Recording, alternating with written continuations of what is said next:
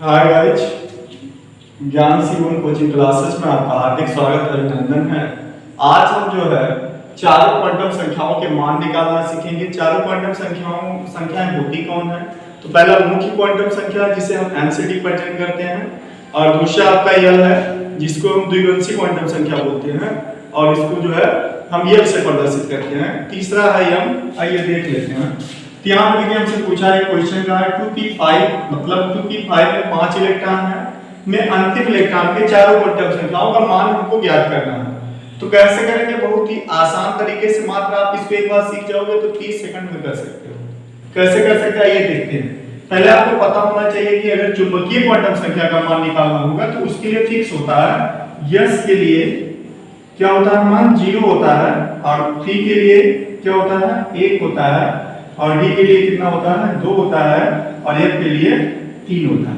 ये द्विवंशी क्वांटम संख्याओं का मान जो है, ये आपका जो चुंबकीय क्वांटम संख्या का मान फिक्स है। ठीक है, तो कितना हो जाएगा? 0 1 2 3 किसके लिए है? तो एल के लिए। ठीक, यल क्या है? यल क्या है? द्विवंशी क्वांटम संख्या। ठीक है, अब आइए हम देखते हैं कैसे निकालेंगे। तो हमको निकालना है किसका? एल का मान निकालना है, और एन का मान निकालना है, और किसका निकालना? m का मान और s का। पहले हम जान लेते हैं कि ये है क्या। देखिए m का मतलब क्या है? ये कक्षक को बताता है कि तो इलेक्ट्रॉन कौन से कक्षक में है, अर्थात मुख्य क्वांटम संख्या को दिखाता है। m किसको दिखाता है? तो l द्विवंशी क्वांटम संख्या को दिखाता है। m किसको दिखाता है? तो चुंबकीय क्वांटम संख्या को दिखाता है।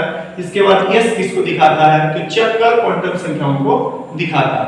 तो इससे S कैसे बताएगा? S बताएगा कि कौन से कक्षक में इलेक्ट्रॉन है, कहां पर है, क्लॉकवाइज घूम रहा है या एंटी क्लॉकवाइज है, ये रिप्रेजेंट। चलिए हम निकालना सीखेंगे चारों क्वांटम संख्याओं के मान।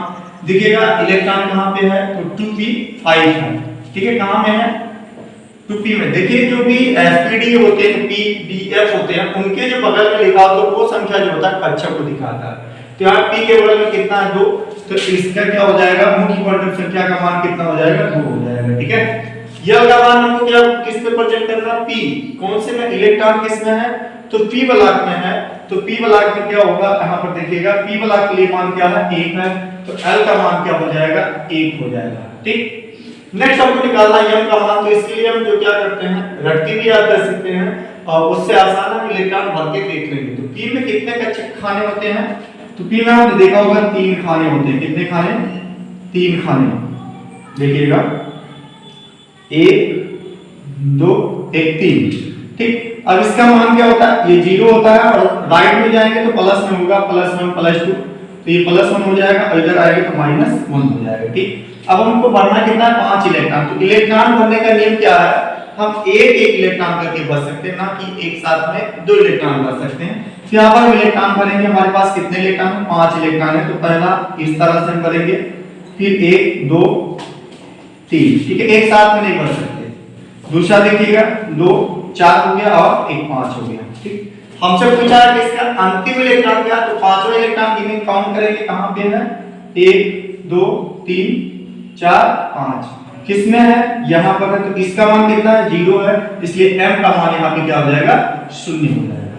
ठीक, अब देखिए s का मान हम निकालेंगे। s का मान देखिए 2 होता है, एक प्लस होता है और एक माइनस होता है। प्लस माइनस किस पे डिपेंड करता है? देखिए ये जो इलेक्ट्रॉन है अगर ऊपर का कहां पे इस तरह से है, तो s का मान जो होगा 1/+1/2 होगा। ठीक है, अगर ये नीचे का है, नीचे आ रहा है इलेक्ट्रॉन चल रहा है, तो आपका हो जाएगा -1/2 होगा। ये आप याद रखिएगा।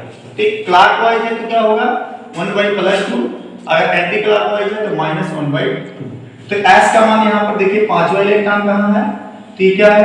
नीचे जा रहा है, मतलब एंटी क्लॉकवाइज है, तो इसका मान क्या हो जाएगा? -1/2। तो इस तरह से हम किसी भी इलेक्ट्रॉन के चारों क्वांटम संख्याओं को बहुत ही आसान तरीके से निकाल सकते हैं।